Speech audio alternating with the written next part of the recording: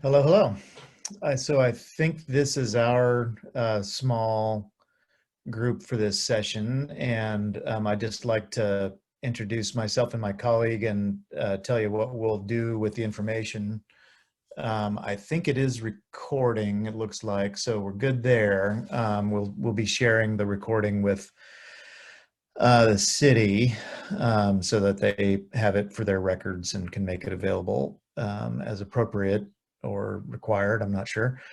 But otherwise, we're pretty largely unstructured. So again, I'm Daniel Malone. I'm the DESC Executive Director, and my colleague Kim Bowie is here with me. And Kim is going to help me make sure we get good notes from your questions. And I will do my best to respond to questions. There may be things I don't have the information on to be able to give you a full response, but we will do our best to respond to whatever we can during this conversation now, and then with follow-up, we'll probably do similar to what we did after we had a previous meeting where we summarized the range of questions and then provided written responses that we posted and made available for everyone. So that's how I think we can do this. I'd just to keep things, orderly. I don't need to be overly structured, but I could just take a spin through the Brady Bunch screen here and just ask each of you if you had specific questions or comments or feedback you wanted to make, just so we make sure we get to everybody. So, and if you want to pass, that's totally fine. But I'll just call out the names as I go around my screen. I don't know if your screen is set up the same way in how everybody's arranged, but who I see on the top row is Sharon. Hello, Sharon. I'm not hearing you, Sharon. Thought I saw you come off mute, but I actually am not able to hear you. Can anybody else hear Sharon? No. No? Sharon, I think you're still on mute. I could ask you, I could see if I could unmute you. Oh, I see. Yeah, it looks like. Oh, there we go. Okay. All right. I think the information's really helpful. I've read many of the Nextdoor blog entries about the creation of a DESC supportive living establishment in Burien. So I've been very curious, and one of the questions that came up for me when I was reading on the Nextdoor blog was a conversation a couple of people had, but I couldn't understand if it really was there or if they were talking about whether or not there was going to be a safe injection site there. And I don't know if that's misinformation or disinformation or what, but I was curious about that, because under the heading of the listing of behavioral intervention and medical issues that might come up, I was curious about that because it wasn't individually touched on. I see. Thank you. So no, this is not a safe injection site. That term refers to a place that there actually don't exist any, at least legally in the United States, where people come in and receive direct assistance in their drug use, where nurses are available and so forth, and people come into a room and get supplies. We don't have something like that. Pardon me? Aren't there mobile units in Seattle, and weren't they being recommended for different locations outside of Seattle if the cities agree? Yeah, there was a recommendation from Heroin and Opiate Addiction Task Force a number of years ago, and specifically to create at least 2 in King County, 1 in Seattle, and 1 outside of Seattle, but no action has really been taken on them. None of them have ever been brought into being. There was talk for a while about a mobile one, but that has not happened. And as far as I know from some of the conversations I'm in, there's not active work on creating one of these at this time. Okay, so it would be clear and appropriate to say that that's not planned in this. Yeah, that's correct. Going That's on. correct. We don't have any plans to serve anybody in this building other than the tenants who live in the building. So there would not be any kind of program, safe ejection or day center or, other social service program for people to come and get services at the building there.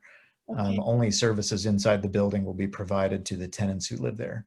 Okay, Daniel, I'm going to just jump in because I want to make sure that I understand this. Did you not say earlier that you will provide clean needles for people to inject themselves? Well, we do supply people who need it with harm reduction supplies like that, including clean needles, so they don't use dirty ones and run the risk of spreading infection. But that is not a safe injection site. No, but still, you're providing them. I don't see that as treatment. I see that, oh, here are some clean needles so you can continuously use these drugs. And this is the part that makes me crazy. I want to help people by treatment, not by giving them clean needles so they can shoot up. I'm sorry, that I am totally against that. I don't agree with that. Hey, Kathy, you're smiling at me. I don't know if that's good or bad. Well, a lot of people share your point of view on that. And as I noted earlier, DESC is actually a substance use disorder treatment provider. We do provide treatment to people.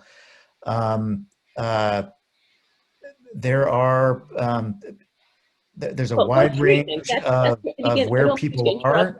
And I'm sorry, Daniel, I don't mean to interrupt you, but when I look at your PowerPoint, it's so glossy, it's so marketing bullets. I would like to know exactly what you're doing to treat people with a drug addiction. And that's what I don't see, and that scares me. Okay, well, we're trying to be as transparent as we can be. We're not hiding who we are, or what we do, or who we serve.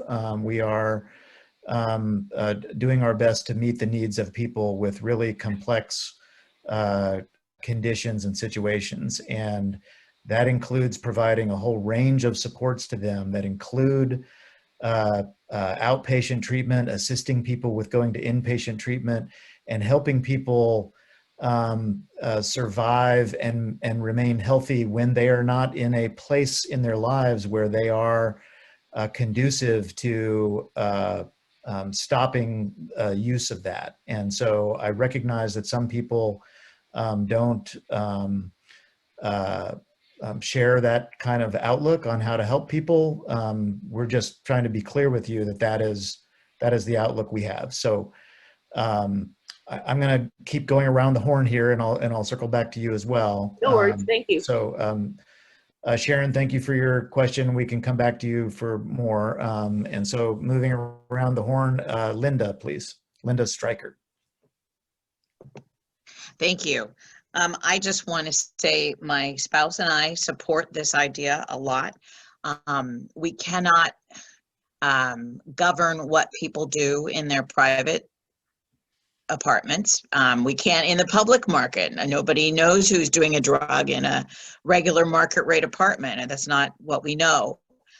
We know that in the Maslow's hierarchy, you've got to be safe and warm and dry and sheltered before you have any mental energy for improvement or therapy. And I think it's a good plan, and I welcome it in Burien. Thank you very much. Next is Kathy Hazen.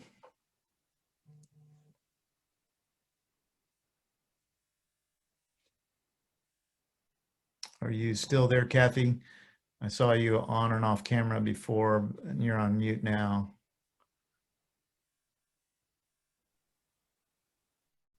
Okay.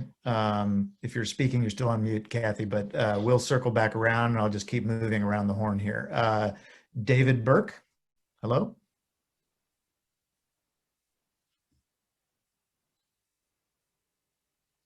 Can you hear me?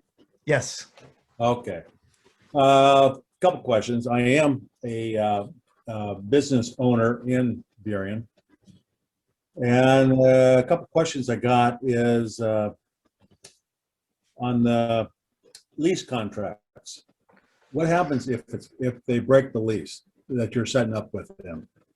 That's my questions. Or is it a good neighbor contract, or how does that work? Yeah. Thanks. So we have a lease that is, that's got relatively standard landlord-tenant lease terms in it about, identifying what the rent is and when it's due, and that people need to, take care of their apartment, normal stuff like that. We also include, as an appendage to the lease, this good neighbor policy thing that Noah described earlier, where it's essentially a code of conduct for behavior in the neighborhood. And so violation of that can be considered a lease violation. So our approach with any kind of difficult behaviors that are happening, whether it's a lease violation or not, frankly, is to try to find a creative way to intervene and help the person cease any such behavior and not resume it. So we don't have like a hard and fast, if you break the rule, you get one warning and the next time you're out kind of thing. But we do have graduated consequences if people are unable to adhere to the terms of the lease. So in terms of, for example, problematic behavior in the neighborhood that might occur, we are going to, first talk to people and tell them, remind them what they had agreed to in the lease, and talk with them about strategies they need to adopt in order to not be in violation of that anymore. And if behaviors continue, then we will graduate consequences to bring in more formal kinds of warnings or other ways we can bring in as much external support as possible, with an ultimate possibility that we would actually kick somebody out of the housing. That's extreme. We do not wish to do it. Okay, we rarely do it, but there are instances where we would take that step if we cannot get somebody to comply. okay. So on that, on your eviction wise, you put them back on the street then? What we attempt to do, I mean, they're losing their apartment there.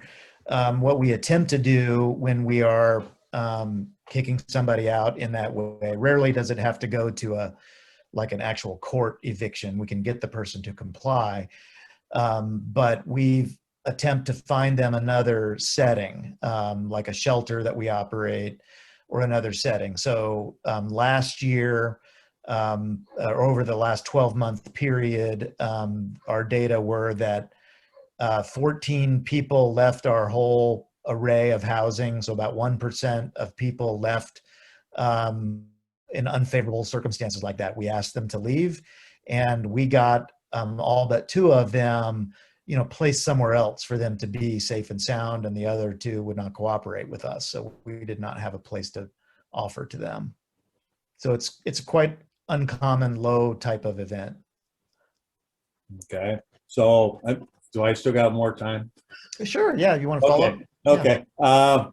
Another question is, for your local business around this project that you're gonna do, what's going to be their protection? How are they their business going to be safe with drugs, alcohol, what have you, needles? that we've been talking about, is everything gonna be safe around that neighborhood, do you think? Well, yeah, I do, and here's why. I mean, hopefully what we're going to be doing is housing people who are already around and about and going, down the street and into businesses and that kind of thing. But we will make sure that neighbors, and that can include the businesses, in the main part of downtown Burien and other neighbors, know who we are, know how to contact us, and our commitment is to be responsive as fast as we can be when somebody calls us. So we do this as a typical thing when we set up housing arrangements, where we make sure the neighbors understand, who we are and what we're setting up to do, and giving out our phone number and all of that, and offering to hear from them if they're concerned about somebody in the neighborhood who is behaving in a way that is inappropriate. And our commitment is to, when we can free up a staff person, and sometimes it's very, very quickly, to go out and see what's happening and see what we can do about it. If the person turns out to be one of our tenants, then our attempt is to remind them of what the behavioral expectations are and bring them home and work with them to not repeat that kind of thing. We don't get a lot of such calls. We do sometimes, and sometimes the calls we get end up not being about one of our tenants. It's the business owner or the neighbor guessed it was a person who was associated with us based on appearance or something, and that's okay. We're willing to field those calls and try to be responsive. And sometimes we're actually able to help address the situation, just typically because our staff have a little more, kind of experience in talking with people in those kinds of circumstances, and might be able to be useful in some way, but Okay. not always. So, I guess that's my basic response. We could get a little deeper on this probably. I know. We don't have enough time. Yeah, and it looks like Kathy is back and was wanting to. Oh, okay. Yeah, I'm sorry. I had to leave, and I have to leave again in a few minutes. But I feel very, very strongly that the people that are living on the street right now, they're here. They're here. I mean, they're living in Burien right now. And I just feel like the community is safer, and the homeless people are safer if they have a home to live in and they have support and that sort of thing. They're still going to, if you say, I don't want this supportive housing here because there are drug users there. There are drug users there now, but they're living in the woods, or they're living, they're sleeping in the doorway of the business. They're already here. So the drugs are already here. And so I really feel like, this is a very positive thing and a very forward-looking thing that could help a lot of people. Thank you. And I see there, David, we've got 11 minutes left, and I at least want to find out if the others want to have a say or a question here. So let me finish going around the horn and then get back to anybody who wants to speak some more. Chris H. Hi, Daniel. Can you hear me? Yes. Hi. Okay. Let me start by saying I support DESC's mission to help the people in need. But my concern is primarily with the location and the future of our downtown area.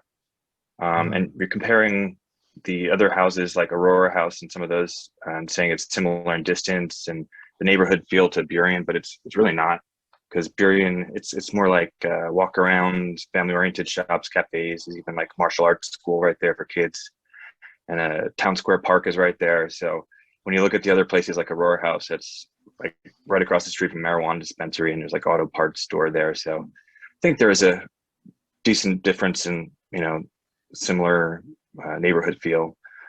Yeah, but, I agree with that. I agree with that, Chris, with regard to Aurora House. The one comparison I wanted to make, I think much more directly, was the Rainier House project that we also showed a slide of, and that Andrea from the Chamber and Deborah from Discover Burien went and visited, which is just a couple of blocks from downtown Columbia City and downtown Hillman City, which I think, you know, is fairly comparable to that kind of walkable, family-oriented type of, you know, that the feel that downtown Burien has for me. But yeah. What was the size of the Rainier house, tenant-wise?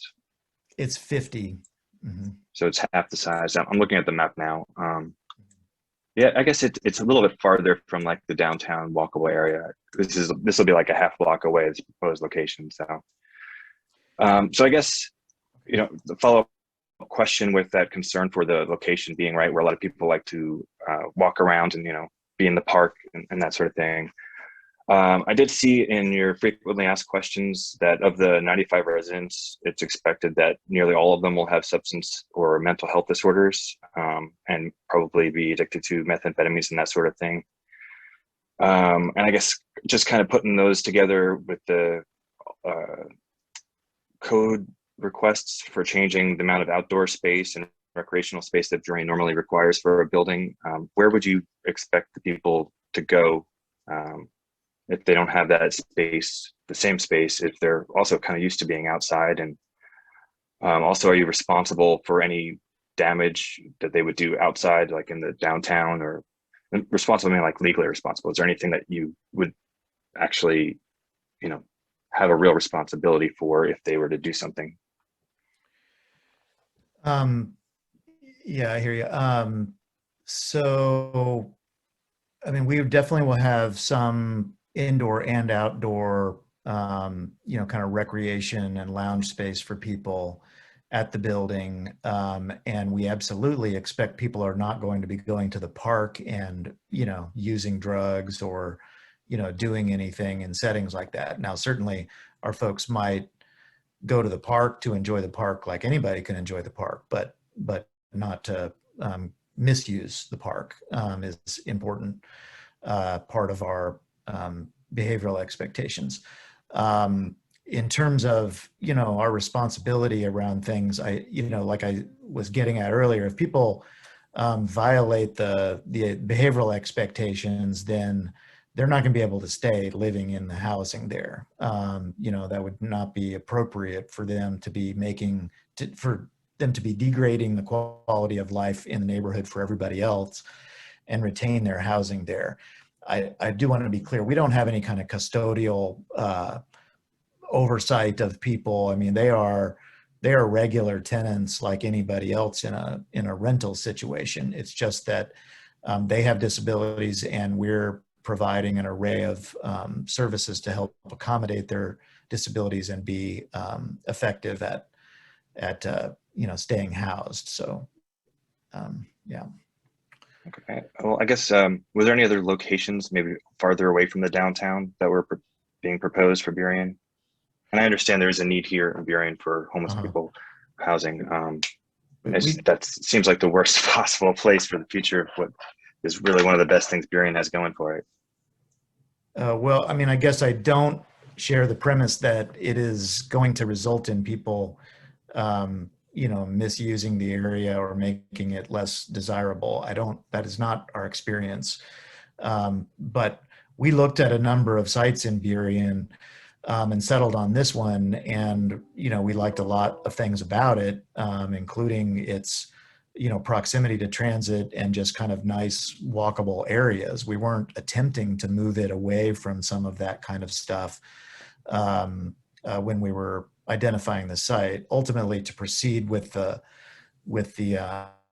permitting process, you have to have a specific site. You can't, you know, go through the process, you know, about just the idea. It has to be related to a very specific parcel. And so, you know, we ended up settling on that site that was on the market and have been proceeding down that road since. I'm going to make sure that I give the remaining several people an opportunity to say if they have any question or comment. Okay, thank you. Yes, thank you. Joan? Yeah, and I've got some questions too when it's ready. Okay, Joan, do you have any thing? You're on mute if you're trying to talk. We'll get back to you. Brian Payton. Good evening. Thank you for the opportunity to ask a question. I'm just learning about this project. I'm wondering if you might describe a little bit how DESC identified the Burien housing demonstration program or ordinance, how you came to consider Burien as a site, and what was the basis of your developing this project in Burien under the demonstration program.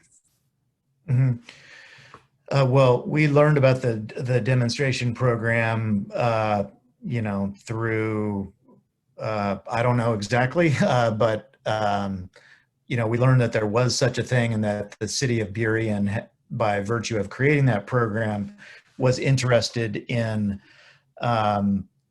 promoting the creation of a variety of kinds of affordable housing. And that was attractive to us to know that that had been set up. We at one point thought we might be able to do a partnership with another organization that already owns land in Burien, the St. Vincent de Paul, to redevelop that parcel. And the finances never came together to work out, but that sort of attracted us to the idea of a property in Burien, and knowing that the affordable housing demonstration might make it more feasible to do in Burien. And is that the First Avenue South site that St. Vincent de Paul has? Yeah, I think it is. It's where they have a thrift store. Mm-hmm. Yeah, that was one of our first sort of forays into thinking about it. And then Dan Matthews, I want to get to you before we so real quick, you guys are tax exempt, right? So you won't pay taxes to the city once you're there. Do you mean like on a property tax? You're a nonprofit, so you won't pay property taxes, correct? Typically, we only would have to pay property tax on like a commercial space, but that's not planned for this building. So okay. Correct. Okay. And then when you select the residents for the building, how many Burien residents are selected? Well, our hope, the place is not going to open for 2 years. So, we don't know exactly how it's going to be set up at that time. King County operates this thing called coordinated entry that attempts to, make a fair method of identifying people for the different kinds of housing like this that get created. But our intent very strongly is to make this housing available to people experiencing homelessness in Burien. And so there would be a couple of different steps to doing that, including that we would engage in direct outreach to make sure that people in Burien are on the list, on the coordinated entry list, and getting identified and ready to go through that process. And then also attempting to get a preference for people who are already in Burien to get the apartments. We just don't have any of those details worked out, but that's what we're aiming for. Yeah, I think that would go a long way, because you're using Burien resources in the tax forgiveness in their city. So I think that should be considered. I see. Thank you. Yeah. Okay. We've gone around the horn. O Green, you were jumped in when we were talking about another part of this, and I wasn't sure if that was if you had any other questions or comments outside of responding to the other one.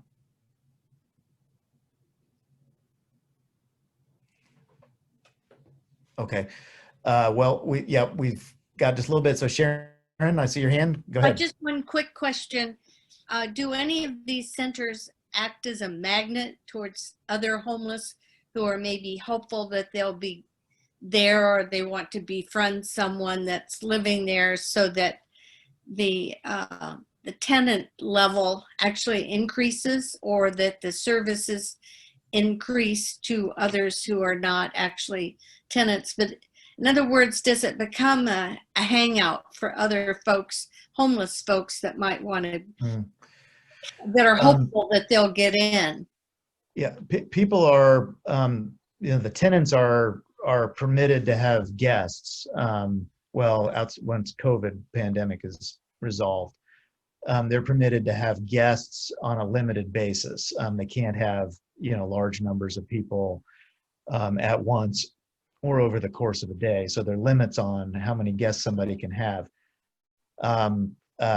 And we have a process for guests being checked in, and so we know who's in the building and all of that. So we really aim very strongly to control against, unknown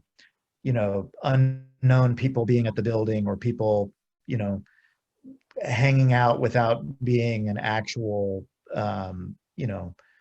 guest of somebody who's in the building, who lives in the building. Okay. Yeah. All right, thank you. Yes, you're welcome. I think we're about to run out of time. My counter says there's no remaining time, but we haven't been bounced back to the other room. So anybody else? We have 50 My seconds. counter says 52 seconds. Oh, okay. Anyway, you got a better counter. Anybody? Thank you for the time to meet with us. So Absolutely. Yeah. Thank you all for sticking around and Thank you. engaging in this conversation. Appreciate it.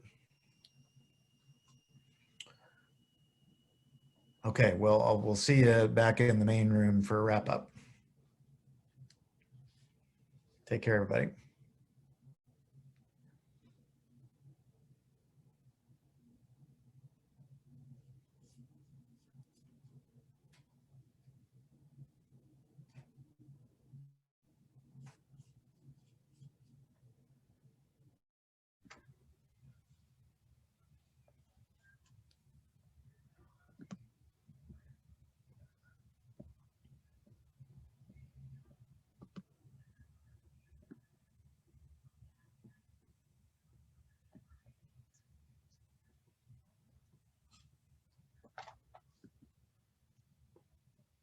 I guess I'll just say, Someone needs to seed the conversation. there's a tough question. I'm prepared to answer it. I've worked at DESC for 8 years, and I've worked in many of our downtown facilities. Oh, go ahead, Bill. Thank you. I didn't see the raised hand. I'm not used to this, so thanks for noticing. I was wondering if you have data as to the turnover rate in your other facilities, not eviction rates, but how long do people actually stay there? That's one question.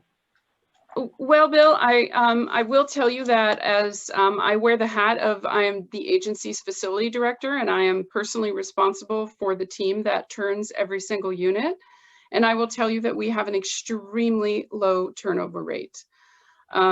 I think that our actual number is less than 5%, but very few people leave our permanent supportive housing, and they leave to either go to heaven because it's their time, or they seek more, their medical needs have become more, are out of the realm, and they go to a hospice type of facility.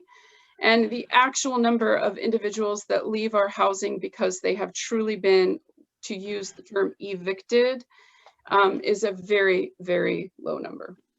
Okay. Just to add on to that, I'm curious as to, it was helpful to get clarified that this is an apartment complex, and people, they are the tenants, and they are responsible. This also in the services, are they able to be employed? Are they employable out in the community? That's something I'm curious about. That's a great question. Thanks for asking, Bill. Some of our residents are able to have some part-time employment. Not all residents are able to do that, but some are. Typically, it tends to be supported kinds of employment where they have a case manager that helps them and gives support to them. Our supported employment program is always looking for groups to partner with. If that is connection that you can make for us, that would really be exciting. So yes, I would say, a small number of individuals are able to do supported employment. I don't have an exact percent, but if that's something that's interesting to you, we can look that up. Yeah, I'm just trying to get a feel for the what it would feel like to have this community within our community, how it would look like or feel like. So I appreciate that. I really am supportive. I really do feel the need for it, and it's certainly your presentations have been very professional and hopeful for people who are without assistance and without people advocating for their support. So I appreciate what you're doing. Thank you.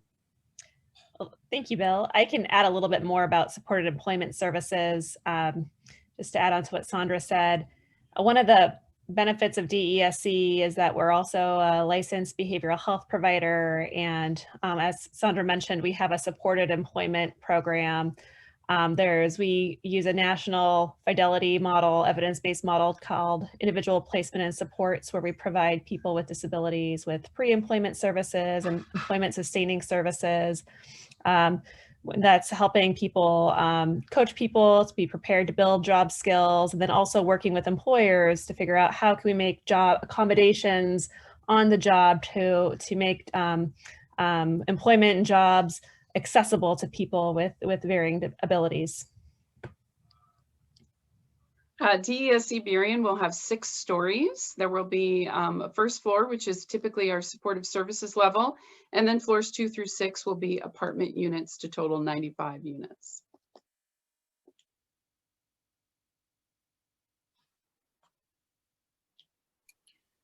And the expectation is that all of those units will be filled by people who are currently in Burien. Is that correct? We're going to target that. We do have a set aside for 25 units for veterans. I'd love to house 25 Buriens from Burien residents that are veterans. I just don't know if that math actually pencils that there are 25 veterans who are homeless in Burien. That would be my caveat to that answer.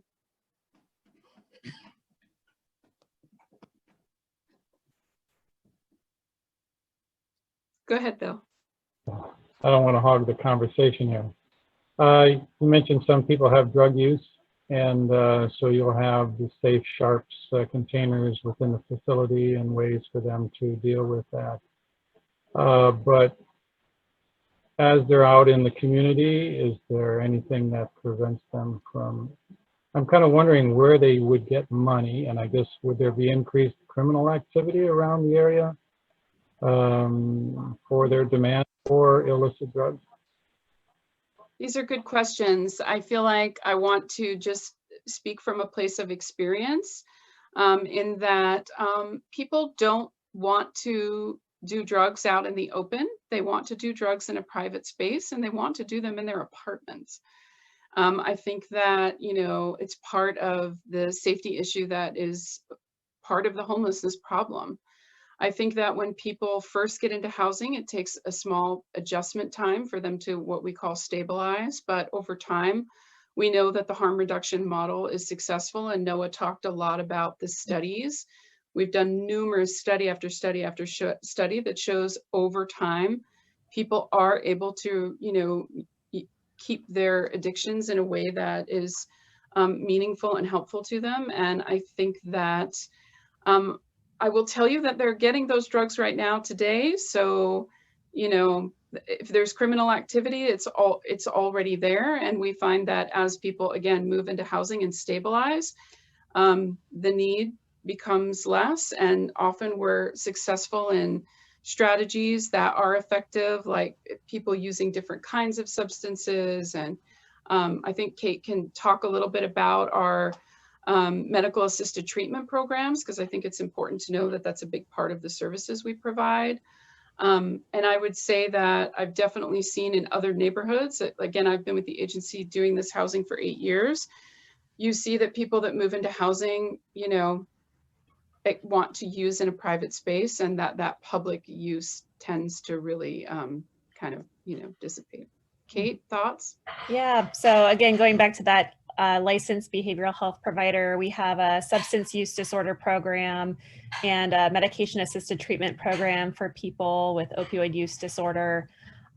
What we find is when people are finally able to access the stability of housing, it provides safety and security and predictability and just this platform that's really transformative.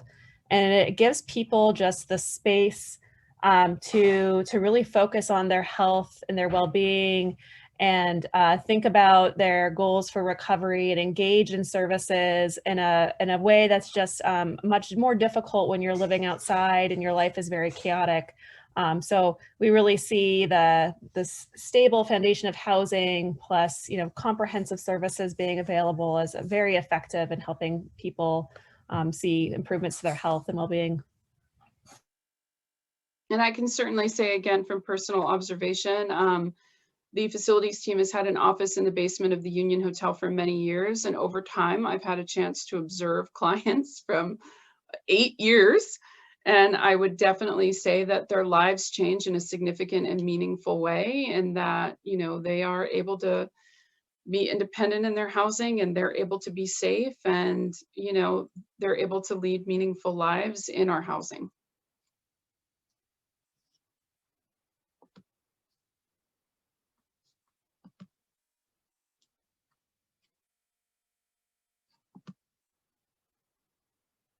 Other questions?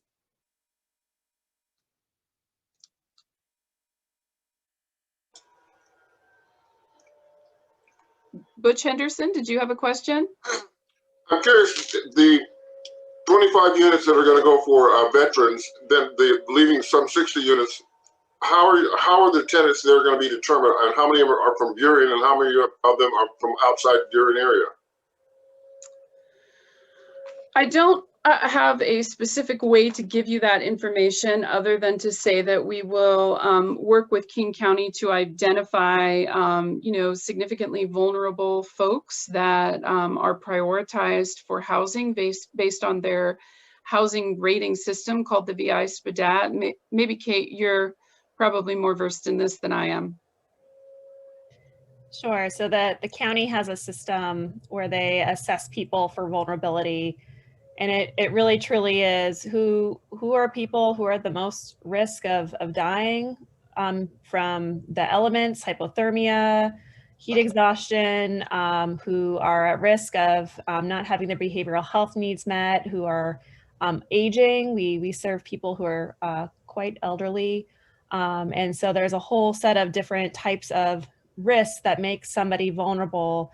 And as a system, we try to get the people who are at the highest risk inside. And so they'll be looking for folks in Burien who are the most vulnerable living outside currently to prioritize. Okay, now, thank you. That kind of answers that a little bit. Thank you. Mm-hmm. Julie? Hi, so I'm a business owner and I deal with a lot of vulnerable populations in the legal work that I do. So I'm very supportive of this program, and there's an incredible need for supported housing. I'm curious, during the pandemic, and of course in 2 years, hopefully we're going to be way beyond all of this, but what have been some of the challenges you've had with your clients in other locations with how they spend their time during the day with everything shut down and libraries not being open and coffee shops not being open, et cetera? What are your clients, what have you been finding that they've been doing with their time if they're not employed? Thank you. I feel like clients do feel, very isolated. And I think we have definitely seen that a lot of clients have been sad during COVID.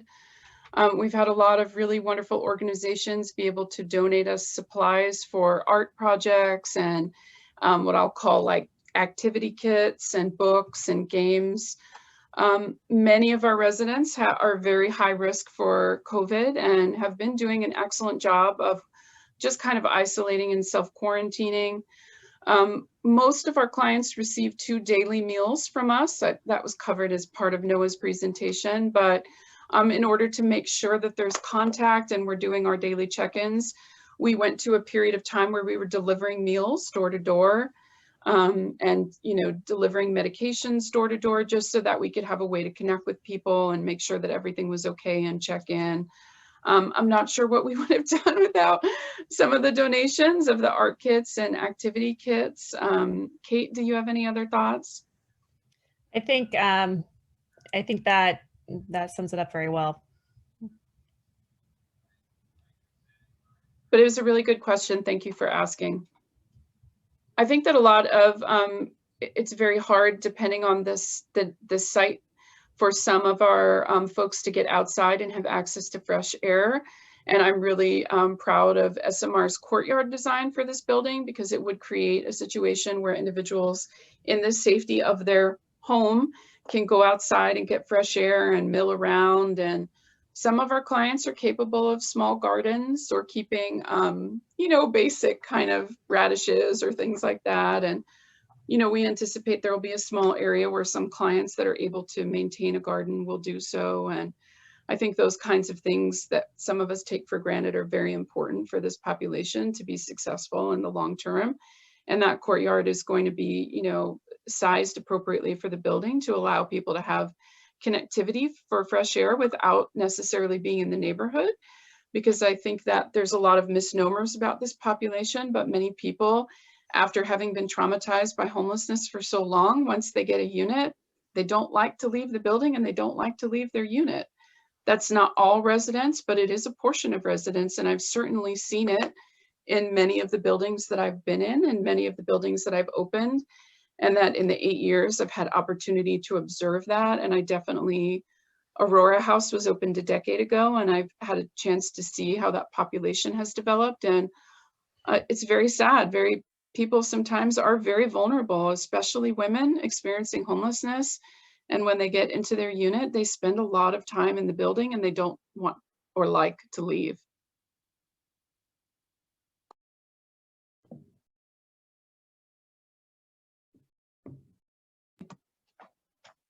Go ahead.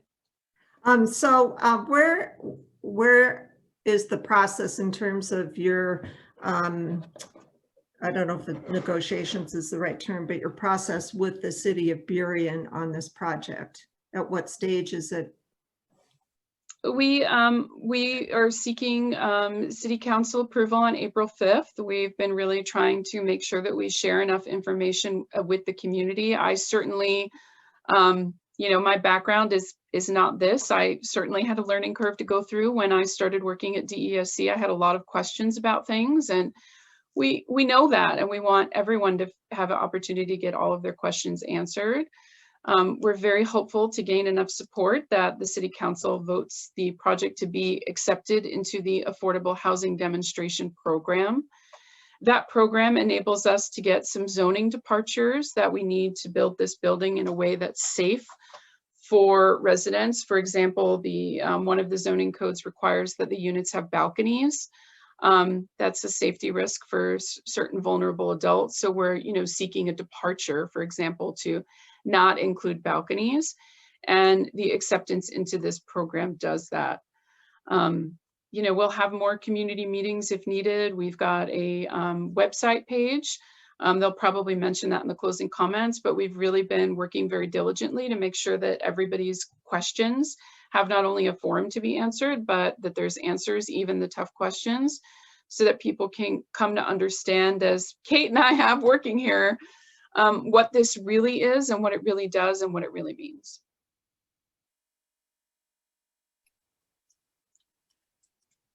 Can you explain a little bit about how the funding of your programs works? Like, obviously, you're not supported by tenant rents. So what are your percentage of support from federal sources, state sources, so forth, independent nonprofits? The capital sources that fund the actual construction, I mentioned that it has $19 million of construction costs. Those are a combination of federal and local sources, but the predominant thing that funds the capital is tax credits, specifically 9% tax credits. Once the construction is complete, we move into what we call the subsidy phase. This project has already been earmarked for King County Housing Authority vouchers. I think the voucher rate for this zone, they're zoned by zip codes, is $1,200 a month. So DESC would receive a $1,200 a month voucher for the units. Although some residents have other subsidies such as SSI or other disability, we will have 25 veterans. Those veterans may have other disability to them. And then sometimes the county gives us OMS funding, or the Commerce gives funding, but Kate is truly the expert on those. So I will let her comment about Commerce and, kind of operating subsidies. Mm-hmm. So the Washington State Department of Commerce has a program that helps pay for the supportive services, those robust services that help people live independently and meet their health goals, and then operation and maintenance resources to help keep the building in great repair. And Sandra's team leads that work. And so that's, we have in-house maintenance, which is awesome. So those are, we do charge rent for people who have income, and we cap that at 30% of somebody's income, which is a national affordability standard for rent. But I can tell you that the average rent across our portfolio that tenants pay is $200. Mm-hmm. And then the subsidies that we mentioned kind of fill in the gap. Did that answer your question? Yeah, thank you.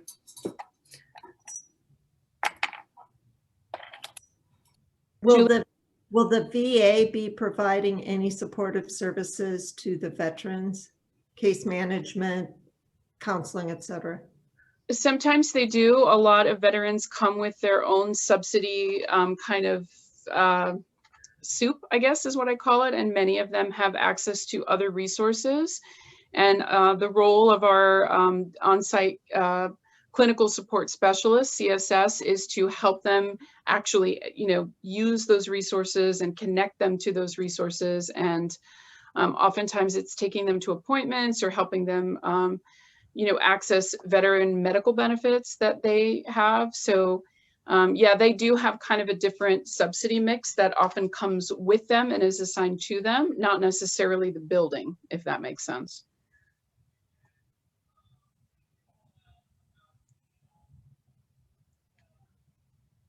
Other thoughts, questions? Oh, I have another question, sorry. Go ahead. You have your own vehicles, like vans or so forth, that you provide transportation to your we tenants? do. Sometimes we have King County transportation tickets. Sometimes we'll take a client somewhere on a bus, or sometimes we probably will have 2 or 3 vehicles at this site that will allow staff to take people to appointments. We often make what we call food bank runs, where we help people get food from food banks. Many people are able to accept donations or have, again, veteran resources dedicated to them, but they don't have a way to access them. Many people do not have access to cars, so they are reliant on public transportation. And again, that was part of the reason of the site selection, is it has a lot of connectivity to different kinds of transit. So that made this site very attractive for that reason.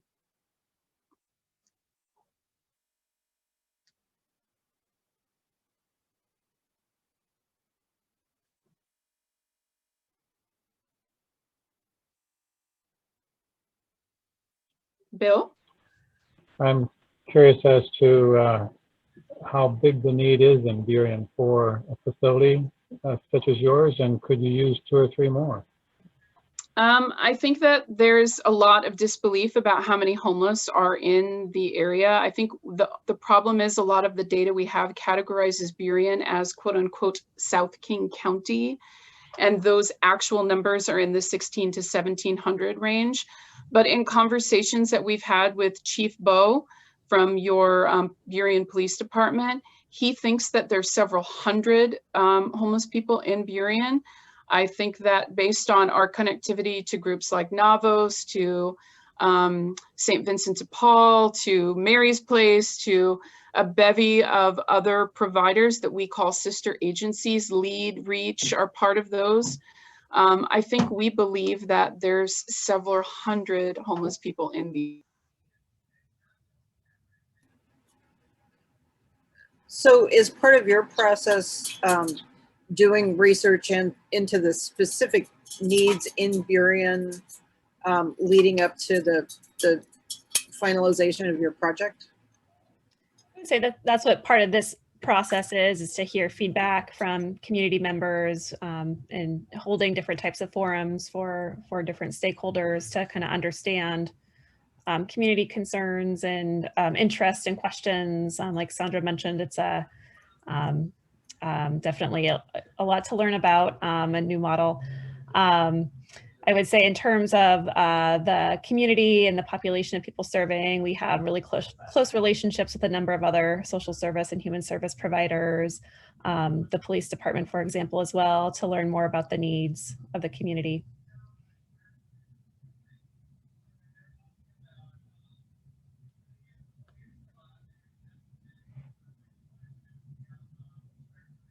These are all really great questions. I appreciate your asking them. Thank you.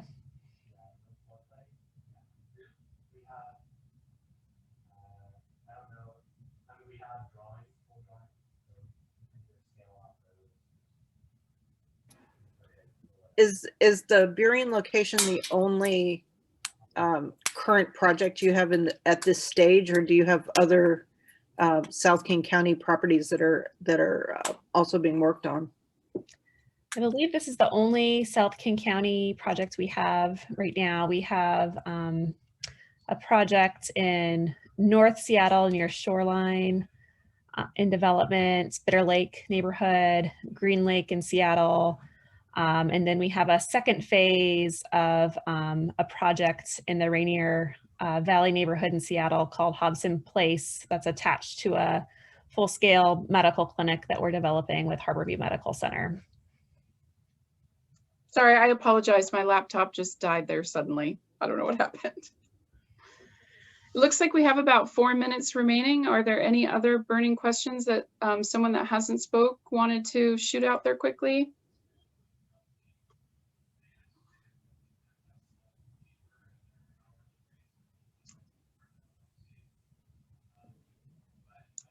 Go ahead, Julie.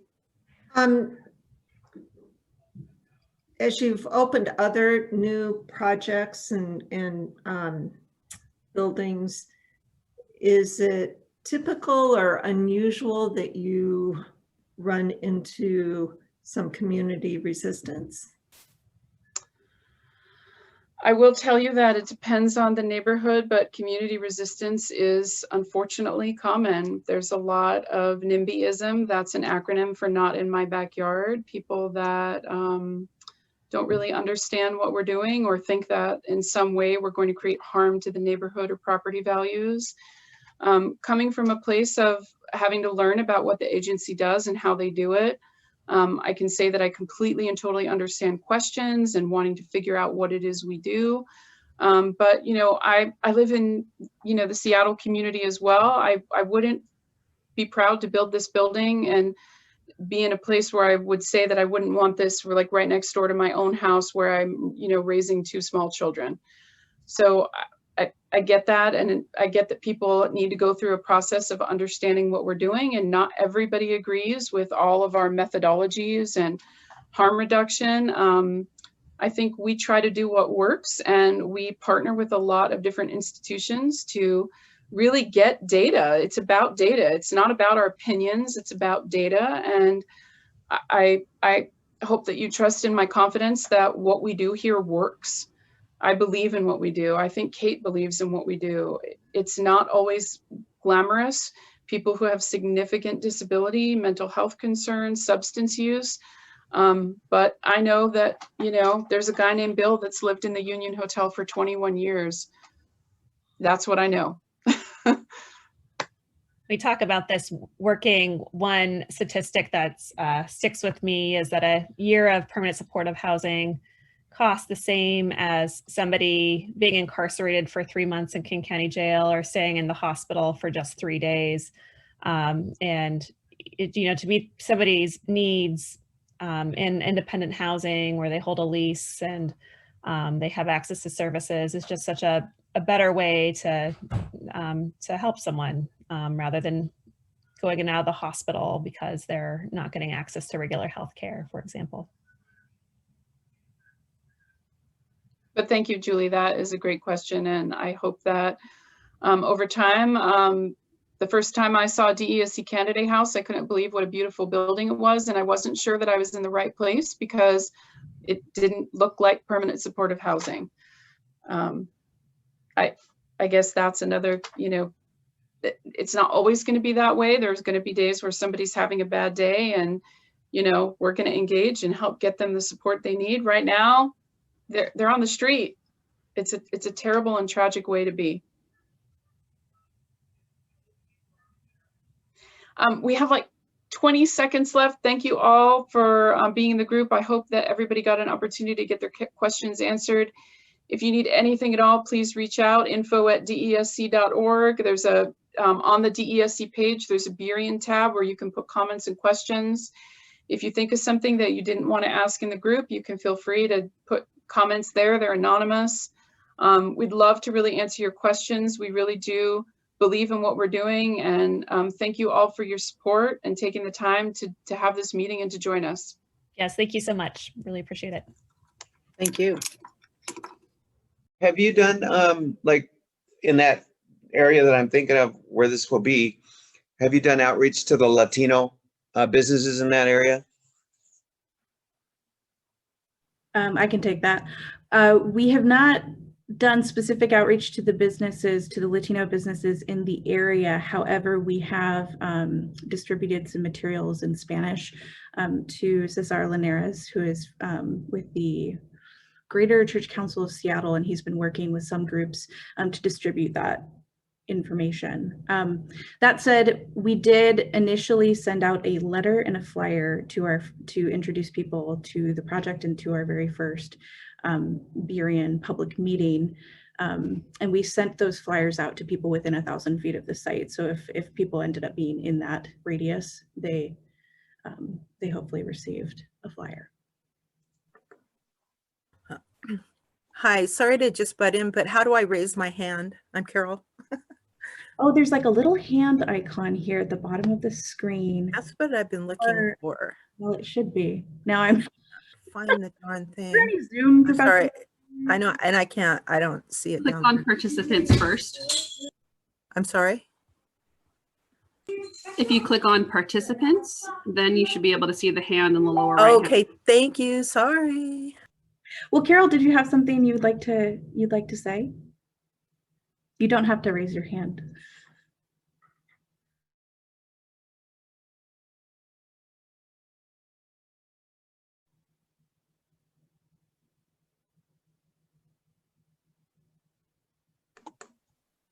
Well, I'll ask another question. Again, I live in what's called Chelsea Park. I'm very much in favor of the project.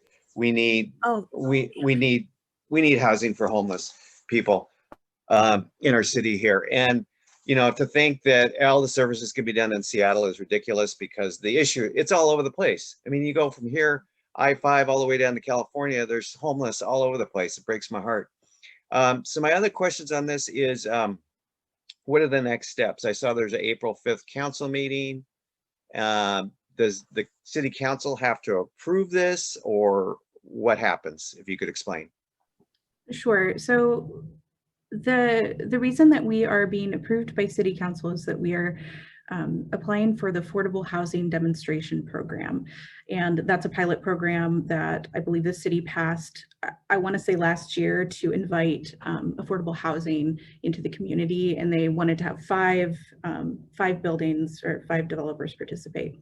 So in order to, basically the process has been, we had our meeting, we were recommended to the Planning Commission by the Department of Community.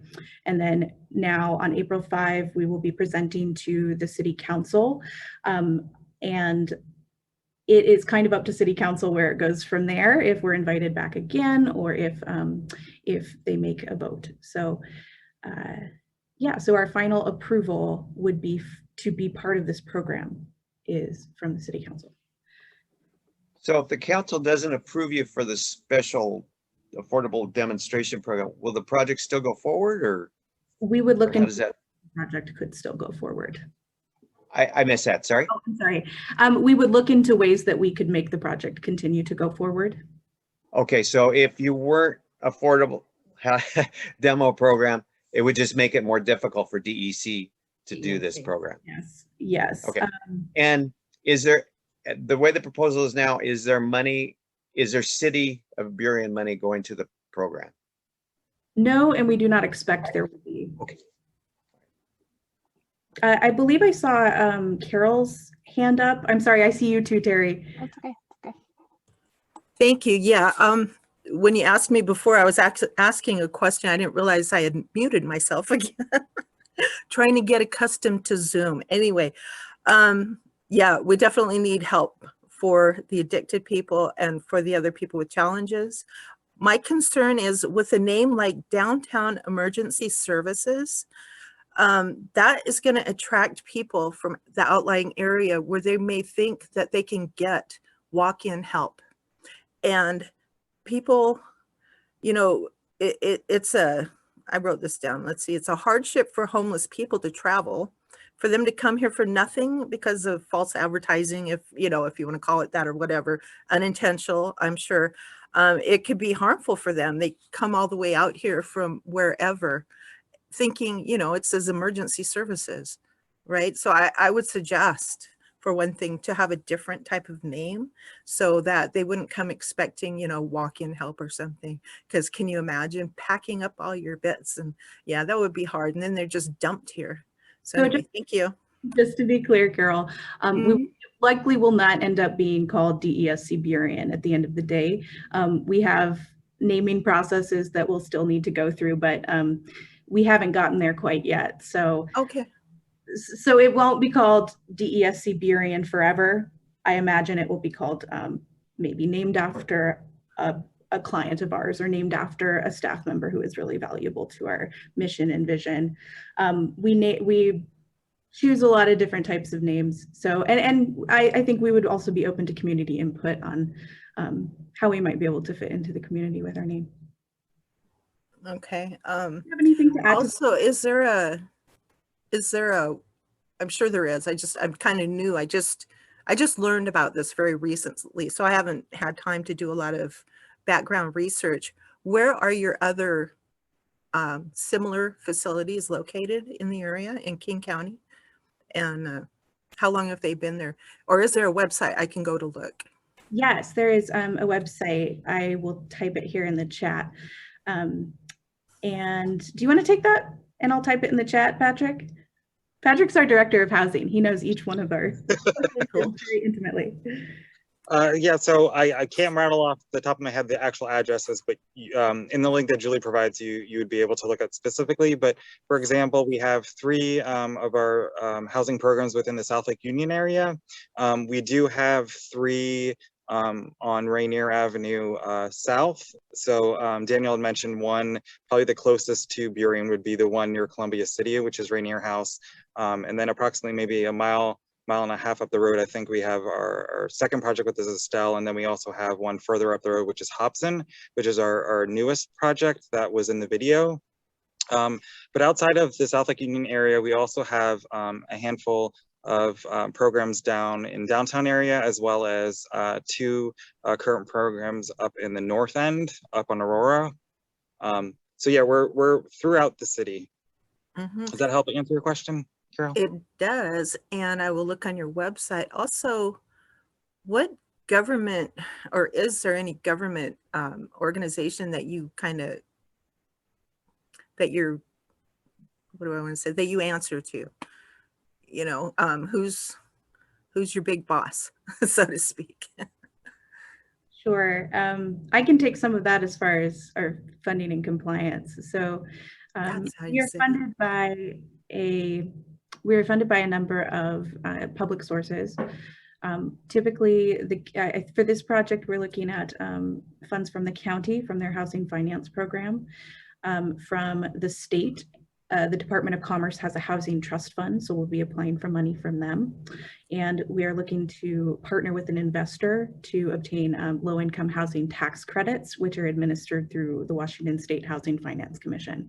That's a lot of information, and if you would like to email me, you are free to do so, and I can write it all down for you. So that said, each of them comes with their own sort of requirements. One of those is, as Daniel mentioned, a 50-year commitment to provide low-income housing. So when we enter into these agreements, we do so knowing that we're going to be here long-term and that we need to plan to make that happen. And we also have some operational and service funds that pay for the staff and to do the work that they do within the housing departments. Do you want to talk a little bit about that, Patrick? Oh, wait, really quickly. I'm not sure if Patrick knows this yet, but we have we are also going to apply for King County Housing Authority vouchers. So we will have to abide by whatever requirements they have for us for that, which often includes inspections of the units and various reporting requirements, and also a lot of paperwork for residents that their case managers spend a lot of time helping them do to make sure that their incomes are appropriate and whatnot. I think I have maybe just one last part of a question is there any federal or local monetary or any other type of benefits that will be brought to Burien, the city of Burien, the people of Burien, for allowing this or welcoming you into our community? Well, I think one thing I can think of right off the top of my head is that we have one blank wall of our building that's going to be facing Ambaum Avenue or Ambaum Way, excuse me. And we're going to be working with a local artist to be determined to do a very large wall on the side of that building. So we hope to improve the neighborhood by providing some public art. We're working with the Arts Commission currently to start on that project. So that's one kind of maybe intangible benefit might be. You can see it. It's going to be pretty. We're excited about that. Patrick, I think I was thinking more of, I'm sorry, excuse me. I think I was thinking more of like in case we need more police or more emergency services, is there going to be some federal funding to help us pay for that if it's believed to the, the increase of helping special needs people is going to add to those needs in our community? Is there some type of federal funding or anything that's going to be helping us? Maybe Crystal would know that answer more than anyone else. I don't know. And maybe that's just something to think on. I don't know. Yeah, I mean, it's something we'll certainly write down and think on.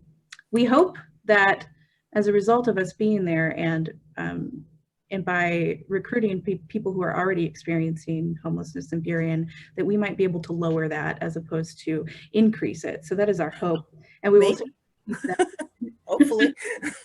Yeah. Just okay. Of course, yeah. This is the thought. This is the thought. Would you have anything to say on that, Patrick?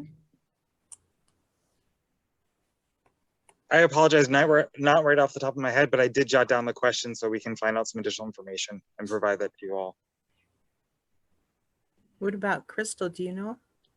Well, I would love to be able to answer, but council has been advised to just listen on these meetings. Okay. So, but please, I'll look into that for our April 5th meeting, and we will actually be potentially discussing this again at April 19th as well, just to throw that out there.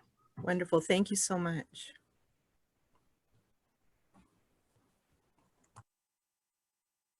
Terry, I'm sorry. That's okay. This might have been covered, but I had a phone call. I was just wondering how your client or tenants are brought into the system. Like, do they come to you, or are agencies sending them to you?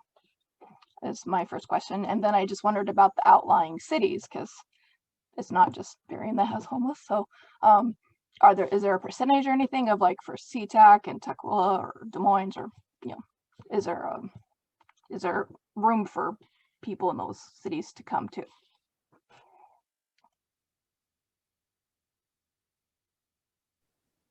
Okay, I can probably take on the second part of that. Patrick, I'm not as familiar with the coordinated entry for all systems, so I'll so as far as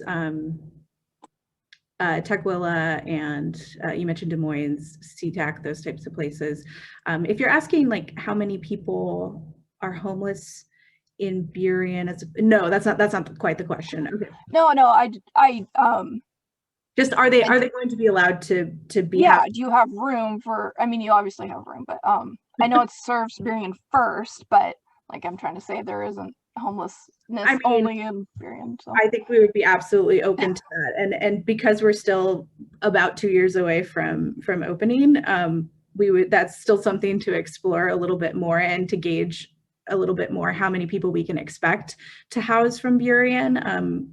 We are in kind of preliminary conversations with folks who are doing outreach. So the more we talk to them, I think the more we'll know. Yeah. But you can feel free to, I'll add my email address to, I can't figure out how to just send it to this group, so I'll just send it to everybody. So do feel free to email me and I can keep you updated on that. Okay. I'm curious about your, how you get your tenants, because I'm on the board of Hospitality House, and it's a women's shelter in Burien at Lake Burien Presbyterian. I don't think a lot of people actually know that there is a homeless shelter in the middle of the neighborhood. So, I mean, they can be in the middle of a neighborhood and it's just fine. So I just wondered, because we obviously have people there that could, or women there that could apply hopefully for housing. So I could talk a little bit about, Julia mentioned the coordinating entry for all. So it is a system where individuals get referred and they're basically assessed on a vulnerability. And the way that we rated, at least DESC, there's a multitude of agencies that utilize coordinated entry for all the system, but DESC takes a look at the most vulnerable individuals within the community, and those are definitely individuals that we flag for our housing. So it typically requires someone maybe who is interested and or maybe is tiered with a case manager, that they can go through that system, get assessed, and then they go on a list, and then they there's meetings where they have on a regular basis where they kind of assess and identify those individuals that would be best met with which housing program. And then those programs, at least for DESC, we have an individual that does the referral process for us, that takes a look and participates and engages a CEA on a regular basis, and then kind of flags those individuals, and then kind of identifies the most appropriate place in one of our PSH programs. There's a lot more detail to that, but that's the general overview. If that answers your question, Carol.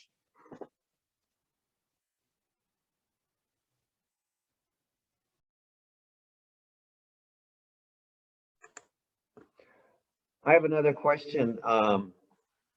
As far as I know, outside of Seattle, South King County, there's maybe not even a handful of shelters for adults. Is that correct?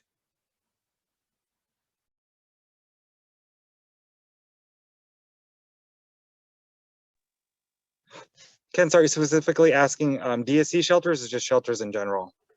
Just shelters in general, just to tell people what's out there and the need, yes.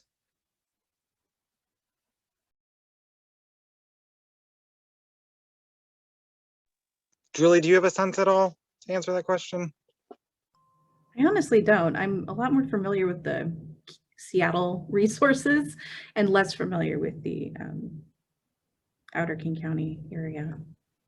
I know the Archdiocese just opened a center in Kent, but to my knowledge, there are very few. I mean, we got Hospitality House here in Burien, which a lot of our faith communities serve. And I'm assuming when this project gets built, a lot of our faith communities in Burien will reach out as well with volunteer opportunities there. And we do, I think you also have a severe weather shelter as well as Mary's Place. Yes, we do, yeah. Yes, it's on 130th. 130th and First, the Highline Methodist. Yeah, Transform Burien is doing some really amazing work that we're excited about.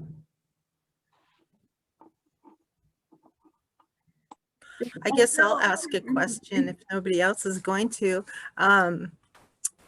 If people, I realize that you're vetting people for this, and it's also not required for them to be clean and sober.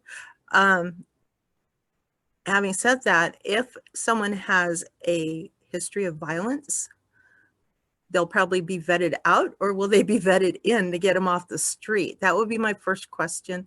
My second question is, will it be just single? Oh, that's right. It was going to be just studios. So we're not allowing couples. And what about pets? We got to help the pets because so many homeless have dogs. And if I don't know, I'd have a real hard time leaving my doggie out. So I know that's 3 questions, but I'll let you do what you want with them. Thank you. I'll take probably maybe the last question. I think that might be the easiest ones in terms of pets. Yeah. So we don't allow pets in our programs, but we do allow service or therapeutic animals. So if a tenant does have an animal that provides some mental health support, that we do allow that within our programs. Thank you. What about the violent history? I guess that's probably the most concerning, to bring people into our area that might have had a problem with that. So in our move-in process, we do what we call kind of a background or watch report. So we do take a look at the criminal history. I'd say the vast majority of our individuals, most if they're engaged, I guess, or have been engaged in some type of issue, is typically like low-lying type things like trespassing or issues that you would typically associate with individuals that are experiencing homelessness. And a large majority of our individuals have a record, but maybe a record that's older. I guess maybe a way to kind of think about this, and I apologize if it doesn't answer your question directly, is that the majority of our, or the average age of our tenant is in their 50s or 60s, and they're individuals that experience homelessness for a long period of time, may be struggling with mental health or substance abuse issues. And typically, if you frame it this way, as someone who's 50, their body is really like 60 or 65. Just given the lifestyle, it kind of impacts them. So again, some folks may have a history, but typically it's individuals that have a history quite some time ago. But at the same time too, some of the things that we did mention is that we do have staff 24/7. We do reach out. So if there was a concern in the neighborhood, typically folks will reach out to our program directly to help assist and troubleshoot things. So not to say that there wouldn't be a concern that might come up. If there is, we're definitely responsive. We definitely actively work with law enforcement in the area and things like that to kind of mitigate any concerns. But the other piece of that too is, and I think they mentioned it in the presentation, is all of our tenants also are responsible for part of the lease process is signing a good neighbor policy, which outlines specific behaviors that we don't ask folks to engage in. And it is part of the lease. So we do have an ability to kind of enforce some of those things. And we also do look at everyone that moves into our program does sign a lease. So there are expectations laid out in terms of behavior and expectations. Again, so both for behaviors within the building as well as kind of around that building, if that makes sense. It does. And I guess my last part of that was for couples, like a married couple, are they allowed to cohabitate? So all of our PSH or housing programs are actually single occupancy studio apartments. So it is individuals single. We don't provide, at least within our PSH programs, we don't provide an opportunity for couples or married couples to live within the units. Do you know if there is such a facility, maybe, in the area? Anybody? Just putting it out there. It's a good idea, because there are couples that are struggling. They don't want to get separated, because I work with a lot of people in recovery, and that's a big issue. But anyway, well, thank you. That's all I got for now. Vanessa, you have your hand raised. Hello. I'd just like to ask if DESC already bought the property. And I think that's my first question. And the second question is, if not, what would be the second option? Thank you. We have not purchased the property, but we have entered into a purchase and sale agreement with the owner. And currently we do not have a second option. All right, thank you.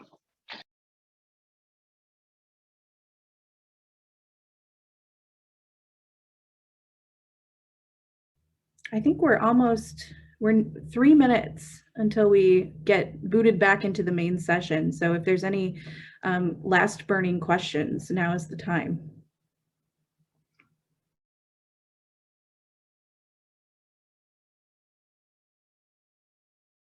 Oh, Okay, I have a question. So if the council says no, I mean, you're waiting for the council to say yes, come, and if they say no, it's sayonara? Is that pretty much it? Not necessarily. We would go back to the drawing board, look at our budget and see what we would do. Okay. We would try to make this site continue. We would continue to try to make this site work. Okay, all right. I hope so. I hope it works, really. Thanks, we do too. I got my support. How many businesses are on that property right now? Anybody know? Yeah, currently there are 12 leases. 10 of them will end by the time we ask for people to, well, we need people to vacate. The remaining 2 we will assist. We will assist with relocation. We'll assist all of them. We will offer relocation assistance to all businesses and assist them in finding, hopefully, an even better place to run their businesses out of. And we have hired a relocation consultant who knows those regulations backwards and forwards and does this for a living. So she will be assisting us in this process. Yeah. Okay, thank you.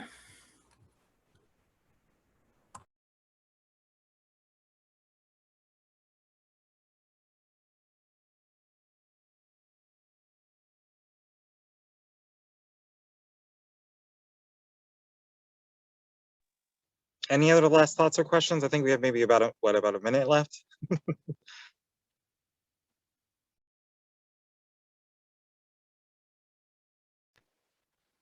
So I'll ask another one. How do you guys select your tenants?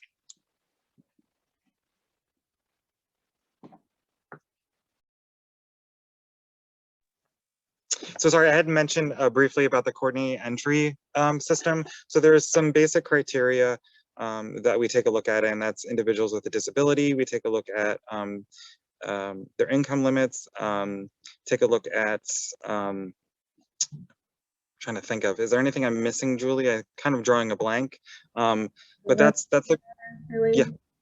What's that?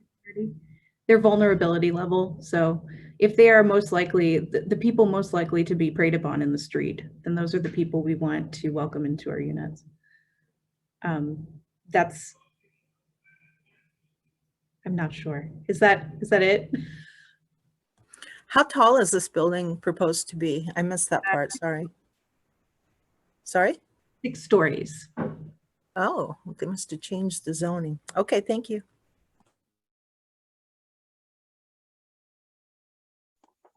I haven't actually looked at the location, but you mentioned Ambom. Is it the main Ambom? Like, yeah, there's a boulevard and there's a, and there's a, well, you said way, and you know, I think it's Ambom Boulevard. So it's 150th and 8th Avenue or 8th Street. All the way to Ambom. Yeah, so it's right by that AT&T building where there's those, like, there's like, it's brick and it's trees, and then it's a couple blocks west of downtown. Right, like the old Siler location, it's like there to Ambom, is that right? From like that strip. It's a block away from Ambom, so it's a block away. Okay, it's towards Ambom more. Okay. Yeah, it's not where Siler's So went. Siler leaving has nothing to do with No. this. Or they didn't leave, they moved, but okay. All right. Cool. Thank you.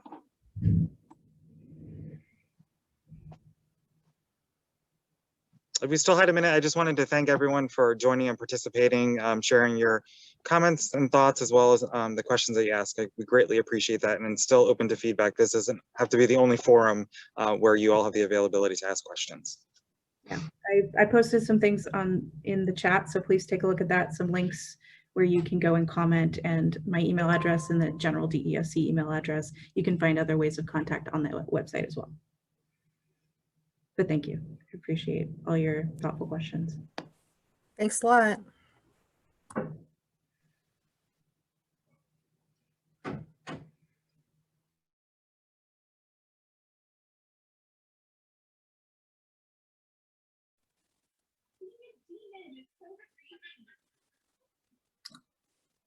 think I see Aaron. Yep, I see Aaron trying to unmute. Hi, Aaron.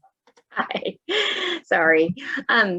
So one thing I saw in the chat, but I didn't have a chance to really read, was about a question about is there a possibility of having other outreach done in Burien outside of the building? So people are already living outside. Yeah, so I know there's some good outreach work already happening in the Burien area. So we've talked with some of our colleagues. They're not part of DSC itself, but Reach, LEAD. I know CCS has a large footprint. Catholic Community Services, I'm sorry, we love our acronyms in our line of work. I apologize. Don't hesitate to catch me if I do it again. When we open, we're very intentional that we try to, the apartment building itself will be really targeted specifically only to people living in the program. However, as we're doing the lease up process to identify high needs people, there definitely will be some outreach done to identify high needs people living in Burien who are experiencing homelessness that we want to try to bring in. So at that point, for sure. And then after that, they'll largely be some of the outreach work that exists already in the community. Daniel touched briefly on this, and I would highlight that DSC does do some crisis response type outreach countywide through a mobile crisis team, and that certainly will continue in Burien and all over King County, but won't be based out of DSC Burien. To Andrea's point and the comment from many of the business owners, our apartment buildings, after we initially lease up, invariably become part of the community, and people don't realize that it's anything different than a standard apartment building 9 times out of 10, and that is what we're going for. That's what we want. We want to make this as normal integrated building as possible. Thank you. You're welcome.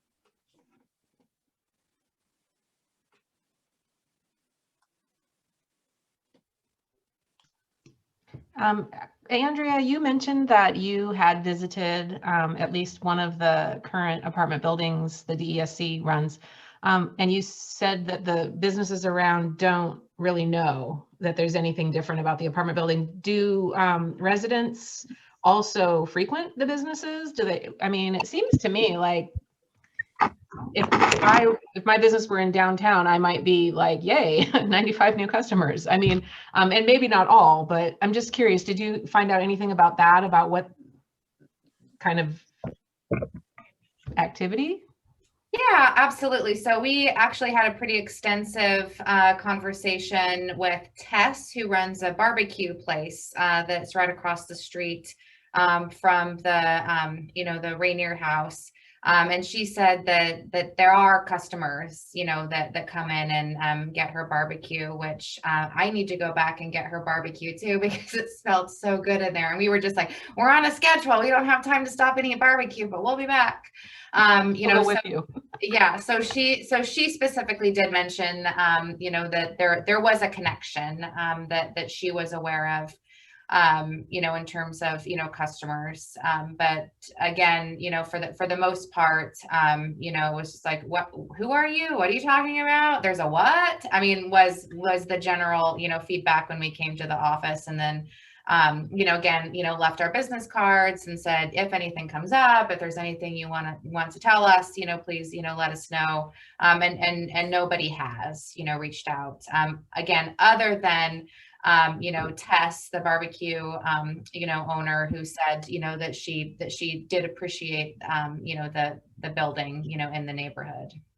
We did not talk to residents, right? We're a business organization. We knocked on doors, for just businesses. So that's the perspective that we were able to provide, with that specific tour. For the Hobson House, which is, more where is that, Noah? Further south than Rainier House? Further north. Further north, yeah. There's a lot of construction happening. So there's, a considerable amount of additional construction and activity that's happening in that site.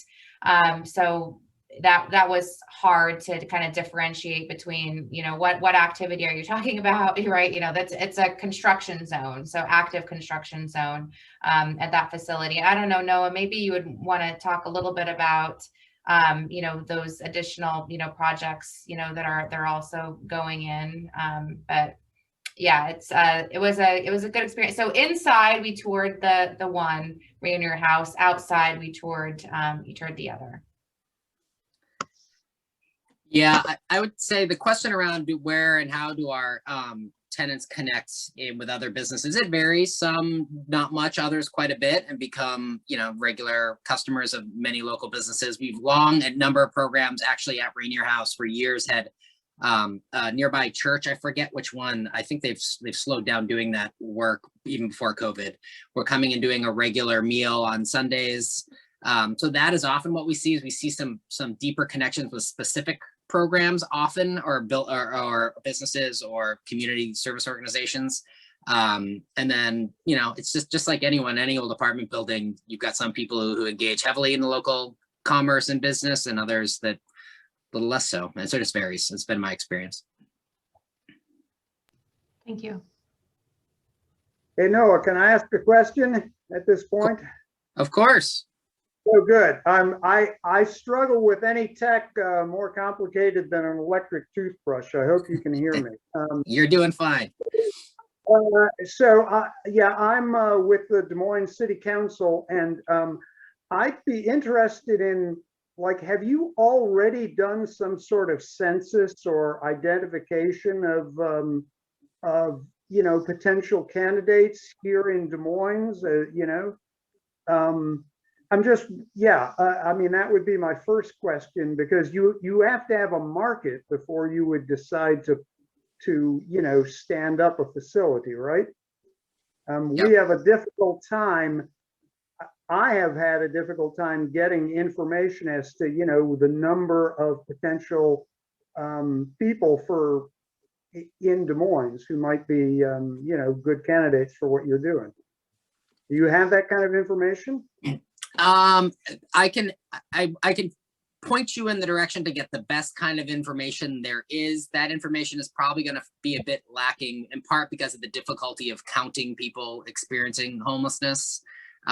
So to answer your question about, have we done like market research, are there people, tragically, there's not a shortage of demand for what we are trying to do. There's a tragically short supply of what we're trying to do all across King County. So we actually missed a year because of the pandemic, but communities are obligated to do a one-time point-in-time count every year to identify who's experiencing homelessness and ask where they're currently sleeping and where they were sleeping before they lost a place to live. And the most recent data that I have off the top of my head is, I think it was 86% of people who are experiencing homelessness in King County were last living in King County when they fell into homelessness. And it's pretty spread universally across King County. I mean, so Seattle certainly holds its fair share of both the population of the seat of the county anyway, and people experiencing homelessness. To your point around how we're going to go identifying people, that is, well, that's a long way out. We've got a ways to go before that process would start. And I think that's where we'd lean heavily on our local partners who are doing outreach in the community. And if that's not happening, we would find ways to make it happen so we can identify the highest needs people for this sort of program. But when it comes to demand, the best estimate for the amount of supportive housing, the kind of housing we're talking about, we need to end chronic homelessness in King County, so we're 6,500 units short. So I wish I had a problem finding people to move into these projects, but the problem's getting worse, not better, as rental prices continue to skyrocket, and this pending eviction moratorium, if and when that ends without some sort of assistance on the back end, we could see a real enormous spike. So the need for what we're trying to do and other affordable housing opportunities is only going to get greater in our communities all across King County. One thing that I think is really promising, it's yet to fully take off, but there's a new approach that is a partnership between the city of Seattle and King County to have a regional homeless authority to be more intentional about coordinating efforts between those two entities. And once that starts, I think some of those questions you're asking about how do we assess the need in Des Moines will be more centrally answered. But right now it's done through these point-in-time counts that literally are volunteers counting people in the middle of the night in January is how that work is done. Okay, thank you. I hope I can contact you and maybe take a tour and learn a bit more. Of course, anytime. Sure. I think, Julie put in the chat that, the 2020 count showed a 16% increase in King County's homeless population, and that there was a total of 11,000, homeless in King County. So, you have 1,200 beds, right, Noah? So, there is clearly, a gap in the need versus, the resources that are available. Yeah. Not to geek out on data, but our 1,200 doesn't count towards that. That's 11,000 people who do not have access to our beds. Those are people who without a home. Our folks would no longer count. So when we open projects like DESC Burien, those folks no longer are experiencing homelessness and are no longer counted in there, which is fundamentally the reason why I do this work.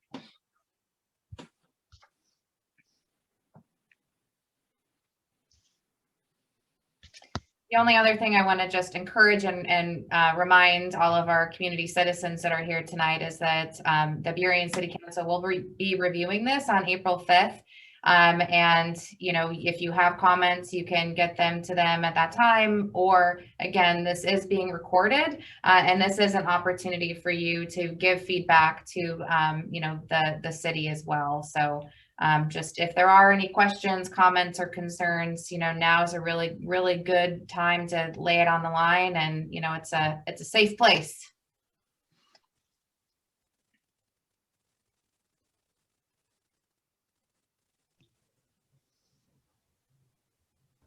I have another question, but I don't want to monopolize the time.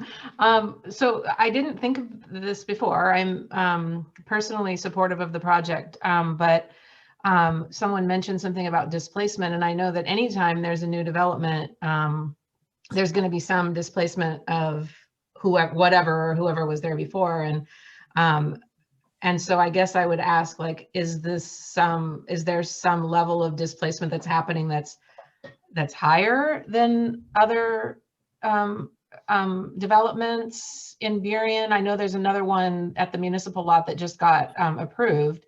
And so like maybe just comparing those, like, I don't know if, and probably no, you can't answer that because that's not your, your development, but maybe Andrea could.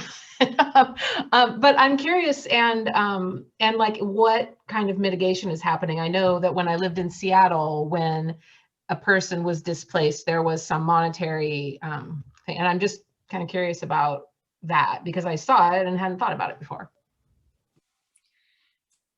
Yeah, you for better or for worse, you got the program guy on the call, not the developer present on the call. But I do know there's definitely a relocation assistance for this project for anybody that's impacted about it, financial relocation assistance. So I do know that piece.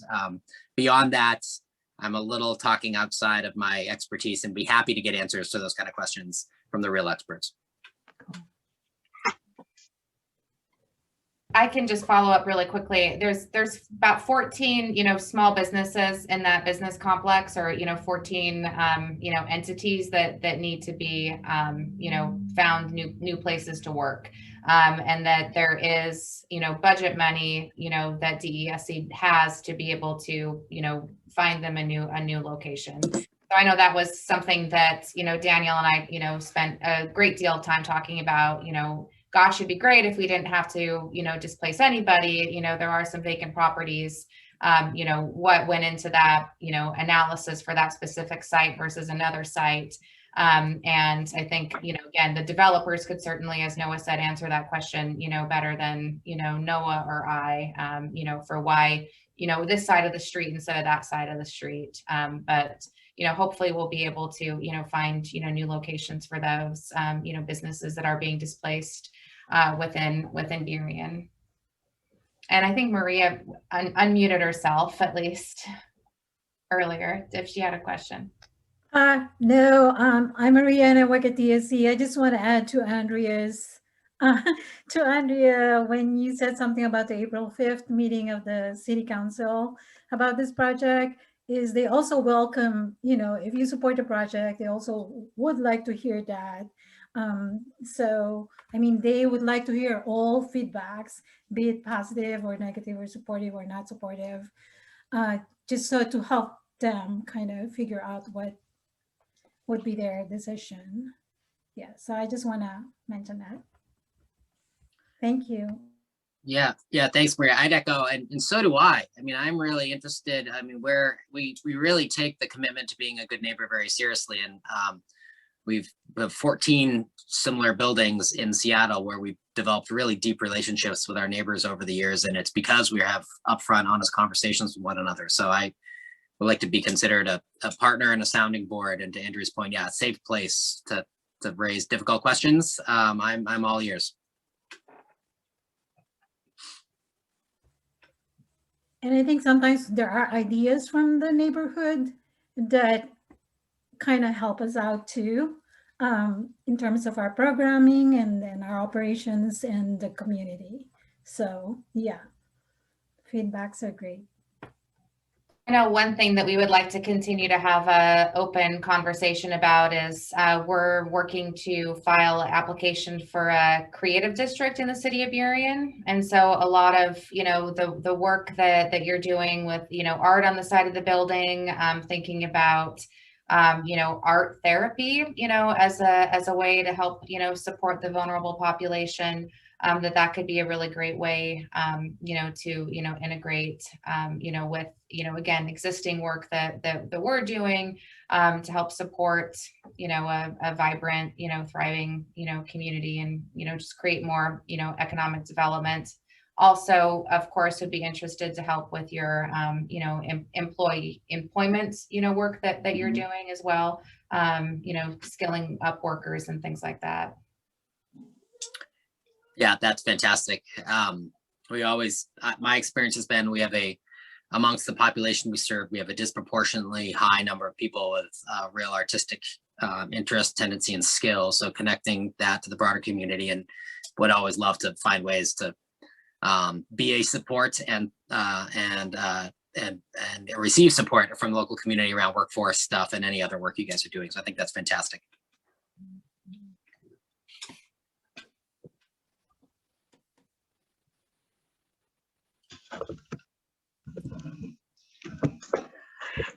Do you mean among the staff or among the residents?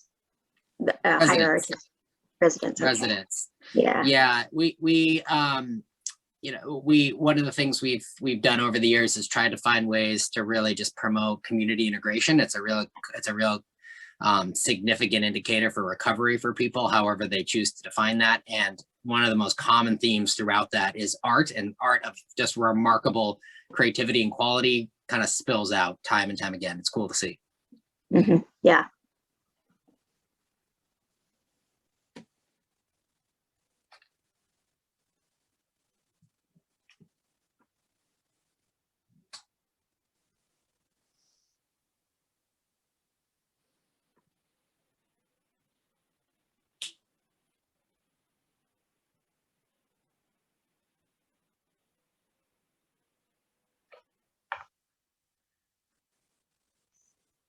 Well, I have a 4.5-year-old who is getting close to his bedtime routine. So if you hear a voice in the background, that's what.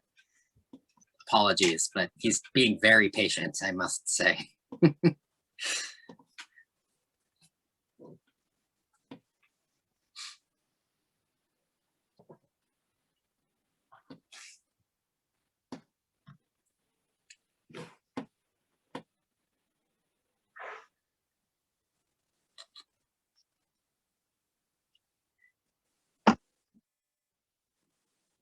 Well, I'm looking, it looks like we allotted about another 9 minutes. I'm more than happy to hold the space with everybody, but I also recognize people's time is precious. So I think that other than a kind of a little debrief at the end, just to give people a sense for where we're going with today's agenda, that's kind of what we have before us. So do with that info whatever suits you best.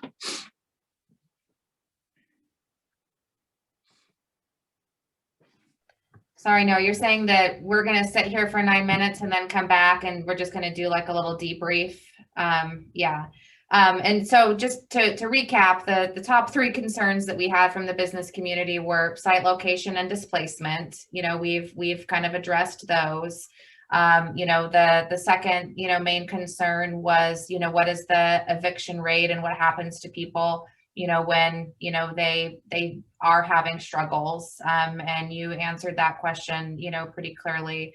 The third, issue was how do we ensure that people that are experiencing homelessness in Southwest King County and specifically, Burien, kind of, receive, a step up, but like ahead of the line, right? To, be able to come into the facility, and you've kind of answered that, and that, there are these specific spots that are held, for that population. So I think those were the main questions that we had from the business community. I guess, sounds like they're probably the main questions that everybody in the community, has. Yeah. Yeah, those are, and they're not uncommon questions. I mean, I think the eviction rate one is one that is really easy and one I like talking about because it's so low, and that's really what we hang our hat on. I mean, that's the whole fundamental purpose of the way we design our program, is to do whatever it takes to keep people housed, and we've had great success in doing that. So it is very, very rare that people are asked to leave. And I gave you the number of people who are asked to leave, or we initiated or evicted them. There are more people who leave, but not for reasons that are problematic. They leave because some people are able to recover and find a market rate job and move on to a less supportive environment, and that's great. That's a success story. That's a small number given who we intentionally look to serve, people with really significant needs. So that's not as many people as sometimes people think, and I think that's really a reflection of how vulnerable and disabled our population is, which is also reflected by the biggest reason is people move out because they need a higher level of care. They need a place that can take care of their day-to-day needs, like a nursing home or assisted living, and or people, it's a permanent home and they pass away. So it really is a permanent home for the overwhelming number of people we serve, and that's what we're looking to do. So yeah, I'm always happy to talk and explore that piece. It's something that we take really seriously, and if people are asked to leave, my team sees it as a failure as our part, and it's not, I'm not exaggerating. That's really how we see it, is that we've failed our job of keeping somebody housed. So I'm glad to say it doesn't happen often. I'm just curious because we have 6 minutes. Like, how has this program evolved over the years, like permanent supportive housing or your particular program of permanent supportive housing? I'm just curious, like, what's changed? How do you keep up with the new research that might tell you to do something new, or what, kind of how has that evolved in the time that I guess you've been there? Yeah, that's a fantastic question. I think it's evolved in a couple good ways. In that there's more of it. I mean, that's in and of itself a good thing. This model was fairly new in the late 90s, early 2000. And if it wasn't for some of that overwhelming evidence that I pointed to briefly in my talk about how effective this is, I think it would have stayed, unfortunately, quite limited. And now it's in greater scale. The movement towards a housing first approach, where instead of first requiring people to address the challenges they're living with before they get housing, has been kind of tossed away in favor of the housing first approach, where the belief is first offer somebody a safe, stable place to live where they have a foundation where they can recover, truly has taken over as the driving principle of offering housing to people, not just at DSC, but all over the place, which is fantastic. And the thing that's most promising is I think we are starting to see other larger institutions and sectors see housing as the social determinant of health that many of us have long known that it is, that without housing, we see all sorts of negative trajectories for people. And if we prioritize housing, including having conversations with our healthcare partners about what role do they play in expanding housing stock, having more of our government partners, having more philanthropy, having more business at the table, despite how the narrative sometimes feels pretty publicly toxic about homelessness in our community. I think there's actually a bigger, deeper conversation happening about recognizing housing as the solution, and that if you dig under the surface a little bit, it's there, and that current is starting to run deeper and deeper, which makes me optimistic that this, this 6,500 units that we're short, I think someday we can get there. Whereas you would ask me that 4 or 5 years ago, I would have said that's a number we show to demonstrate the need, but not a realistic target. it's a stretched goal, but I think it's one that we could do. We could get there someday. And Noah, I got another question since you've got 5 minutes left. Sure. Yeah. So how much is, nearness to transit a factor in, how much does that weigh into citing a place? I'm just wondering how many of your residents actually use transit? Oh, it's huge. It might be, in terms of locations, it's right up there in our top bundle. Our residents, it is almost unheard of that our residents drive because of the level of disability they're living with. So they rely on mass transit to get around, to explore the community, get connected with other resources. Some people, that's a high bar. Some people, that's challenging for just mobility reasons alone. So, it's not necessarily the solution for everybody, but it's huge. It's huge. No, I'm just trying to get a sense of, do your residents tend to just sort of hang out, or do they actually, make use of it? I mean, is that a substantial requirement? Because finding places for near transit in Des Moines is going to be a challenge. That's what I'm thinking down the road. We just don't have that great we're kind of shortchanged by a metro is what I'm trying to get at. Yeah. So yeah. That's a great question. Do people use it? It depends. The group that use it the way anyone who relies on mass transit would uses it. We have some people who are pretty homebound, some people who don't really get out about much, and I don't know how much of an impact that would have. And that's where I would look at, do we have nearby access to other normal basic community resources that anyone would want, like a grocery store?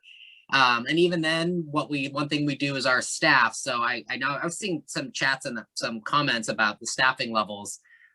We have a minimum of 2 people working all the time. During the on-site case management are on-site during daytime hours, where we have far more people. And one of the things they often do is either take people on outings or go themselves to local food banks, other resources, and bring that stuff in to address that.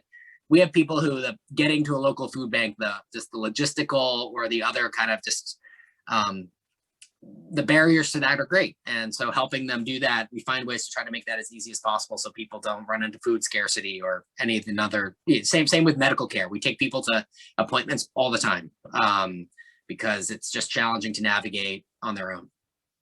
Okay, no, I'm just thinking because Des Moines we're famous for having just a big senior community. We've got like 3 major, senior systems, and they have organized shuttles, to do a lot of this. So that's something we might, want to think about. Ideal. Okay. That's fantastic. Yep. Thanks. Thanks, mate. Next one's going to Des Moines. No, I'm trying to plan here, because this is good. It's somewhat inevitable. I mean, one way or the other, and so there has to be some. I'm just trying to think. Okay, what are going to be the challenges? So, yeah. Thank you so much. Yep. A lot of services in Seattle originated and remain in the downtown Pioneer Square core. And that is, including several DSC programs, and we intentionally now try to find more community-based locations because that's what anyone would want. We want people to live where anyone would want to live for all the reasons anyone would want to live there. And so all of the stuff you're talking about are the key considerations that make some of this some of the things we need, some of the questions we need to answer important.